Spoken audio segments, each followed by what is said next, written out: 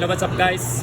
Nandito tayo ngayon sa station at ipapakita ko sa inyo kung saan at paano ang tamang pag-inject ng bakuna sa ating mga alagang baboy. Okay?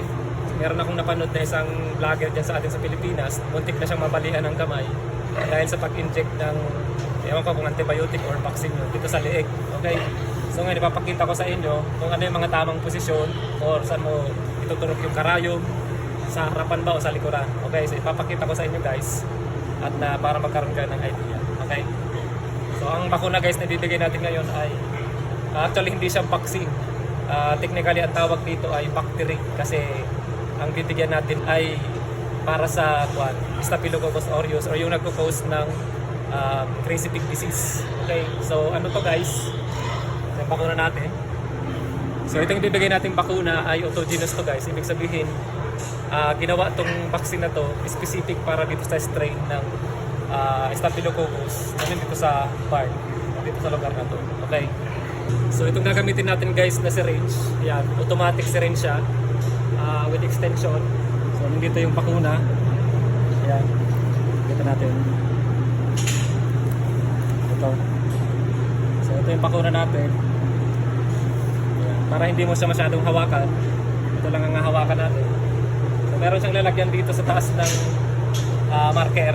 Pero dahil naka-cage naman or naka-cage yung babakunahan natin, hindi na natin kailangan ng marker. Okay? So ito guys, pwede kang gumamit ng ganito na with needle or pwede kang gumamit ng slap shot. Okay? So para doon ito guys sa mga maligalig nating mga baboy, yung talagang delikado at nangangagat at delikadong maipit yung mga kamay nyo. So pwede kayo guys gumamit ng tinatawag na slap shot. Ito. Yan guys, slap shot yan. Extension yan guys na nilalagay dito sa lalagyan ng needle. Okay, so ikakabit nyo guys dito. Tapos sa kabila naman na dulo, ilalagay nyo yung needle. Okay. Yan. So ako hindi ko guys gumagamit dito kasi yung position na ginagamit ko or ginagawa ko ay yung safe place para hindi ko na kailangan gamitin to. So ginagamit lang to dun sa mga alanganin or delikado kayong mabalian, mga aligaga or maiilap nating mga baboy. So gumamit ka nito guys for safety. Okay? Yan. So hindi natin gagamitin to. Pinakita ko lang sa inyo just in case kailangan nyo. Yan. So ang tawag dyan guys ay slap shot. Okay, pakita ko ulit. So ito guys yung slap shot, tawagin, ganito siya. Yan. So hanapin nyo doon kung baka meron dyan sa Pilipinas, makakatulong sa inyo. Okay. Ngayon guys, before tayo mag-umpisang magbakuna, sagutin muna natin yung tanong na kung halimbawa magtuturok kayo dun sa liig, saan ang pinaka magandang iturok? Sa kanan o sa kaliwa? Ayan. So ayan guys, ang technique dyan guys, kahit saan pwede kayong magbakuna. Pero ang pinaka-technique dyan, tingnan nyo kung saan nakakiling yung baboy or saan nakakurp yung kanyang ulo, doon kayo mag-i-inject. Tulad dyan. Ayan. Nakakurp yung ulo niya doon, dito kayo mag-i-inject. Kasi sagad na siya eh. Wala na siyang space para gaspangin kayo ng kagat. Kasi kung dito kayo magtuturok guys, lalo kung doon kayo naka-position sa harapan, aabutin ang kamay nyo ng ng ulo niya or ng kagat niya pag gumanon siya. Okay? So ganyan, nakadikit siya dito ka turok para safe. Okay? Wala na siyang space para makabuelo. Okay? Ayan. So, habang nagtuturok ka, kung saan nakalagay yung ulo, doon ka maglalagay ng bakuna. Ngayon naman guys, pakita ko sa inyo kung saan yung tamang lugar. Halimbawa mag-i-inject kayo dun sa liig, okay, dito sa likod, sa may part ng humps. Sana maganda o saan ang tamang iturok ang karayon. Okay, so ipapakita ko sa inyo guys. So ayan, kung nakikita nyo yung liig nya, ayan, meron yan guys yung tinatawag nating muscle na trapezius. Yun yung triangular na muscle, doon natin ituturok yan. So kung tuguhitan natin siya, itong part na to, bali triangle yan. So itang tuturukan mo dyan. Yeah. So yung triangle na yan guys, yan ka magtuturok. Okay. So So pwede rin siya dun sa kabila. Pero ganyan talaga yung ano niya, yung lugar kung saan. Dito anywhere dyan sa loob ng triangle, pwede ka magturok dyan. Okay? So dito naman guys sa likod, ayan, kung titingnan natin yung pinaka mataas na part ng umbok ng likod niya dito. Ayan, dito. Guhitan natin. Ayan. May buto yan dyan guys. So ingatan nyo na magturok dyan sa part na yan. Nandyan yung pangano niya, yung pelvic bone niya. Tapos, ang gawin nyo, lagyan nyo ng guhit sa pinakagitna.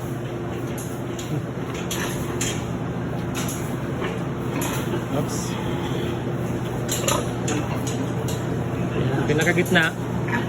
Ito yung gitna, buto yan. Buto rin yan. So, ilagay nyo yung kamay nyo dyan. Dito kayo magtuturok. Okay? So, mas mainam na pisilin nyo na lang para hindi nyo matamaan yung buto. So, habang tumatagal, mamamaster nyo na yan. Kahit bawat magpakuna kayo, hindi nyo na kailangan pisilin or hawakan. Okay? So, kung titingnan nyo, that's around mga 4 inches galing sa gitna. Tapos mga 5 to 6 inches galing sa taas. Yan. Okay. So, ang technique dyan guys, pwede nyong tap-tapin muna bago kayo magturok para hindi siya mabigla. Ayan. Saka kayo magtuturok. Okay. So, yun ang dalawang lugar kung saan commonly nagtuturok ng bakuna at kung ano pang gamot. Okay. So dito guys, sa pinakita ko, so between sa dalawang lugar na yan guys, doon sa harapan at dito sa likuran, magkaiba yan, depende sa kung anong gagamitin yung ituturok. Kung halimbawa antibiotic, usually doon lang tayo guys nagtuturok ng antibiotic sa harapan. Okay? Kasi yung antibiotic nangangailangan yan guys ng massage, yung continuous na massage para mas mabilis siyang magkaroon ng absorption at nang mag-take effect agad. Okay? So between dito sa dalawang lugar na yan, ito sa likod tapos yung nandun, yun ang madalas nagagalaw kasi pag gumaganyan yung baboy. Ito hindi siya masyadong nagagalaw. So kung dito ka magtuturok ng antibiotic, may magiging mabagal ang absorption niya. Okay? So usually doon tinuturok pag antibiotic. Dito lang guys kapag ka vaccine or bakuna. Kasi hindi gaano kailangan ng mabilisang action kasi yung bakuna it takes 21 days para mag-produce ng immunity guys. So hindi mo kailangan ng immediate like antibiotic na kailangan within 24 hours meron na siyang resulta. So, doon natin siya ini-inject sa harapan yung mga antibiotic natin. Okay, so papakuna tayo ngayon. Pagbakuna, it's either sa dalawa. Depende kung saan yung yung reachable mo o saan yung pinaka safe para sa iyo. Okay. So magbabakuna tayo ngayon. Makikita nyo, kahit saan ako magbabakuna, it's either dito sa likod o doon sa harap. Okay. So meron kasing mga nakikita nyo, yan. Pag ang baboy nakaganyan, ayan, pwede ka magturok sa liig. Pero pag nakahiga, okay na sa likod. Okay. So either way, parehong safe yan. Kasi yung baboy hindi niya nakikita, hindi niya namamalayan na tuturokan siya. Okay. So sa positioning naman guys, merong mga nagbabakuna na doon sa harapan nagpuposisyon. Papasok nila yung kamay dyan. So yun ay hindi ko ina-advise guys. Hindi natin i-recommend yan kasi tingnan nyo yun, puro bakal yan guys. Pag yung baboy na agitate biglang kuhan, hindi nyo nakuha kagad yung kamay nyo or sa sobrang bagal nyong gumalaw, pwedeng abutin ng movement ng baboy. So mababalian. Meron na akong mga nakitang ganyan guys na balinan dahil sa pagturok sa harapan. Okay. Lalo pa yung mga baboy matandaan yan kapag nakita ka ng may hawak na syringe na sa harapan, magpawala na yan or alam niya na napapakunahan siya, masakit yun. So natutroma sila doon. Pag nandun ka sa harapan may dala ka ng syringe, alam na nila. So aligaga na sila niyan. Delikado ka na, napapalian. Pero naman iba guys, maakyat sa crates. Hindi ko rin nire-recommend guys kasi minsan ka lang mabulsot dyan, sigurado may kakalagyan, papalian ka sigurado. Okay. So mas sinasuggest ko or nire-recommend natin, lalo pag ganitong madamihan ang papakunahan nyo, dito kayo guys sa likod. Okay. Either way, it's either sa likod or sa liig. Kung saan yung abot nyo, doon kayo magpakuna. Okay?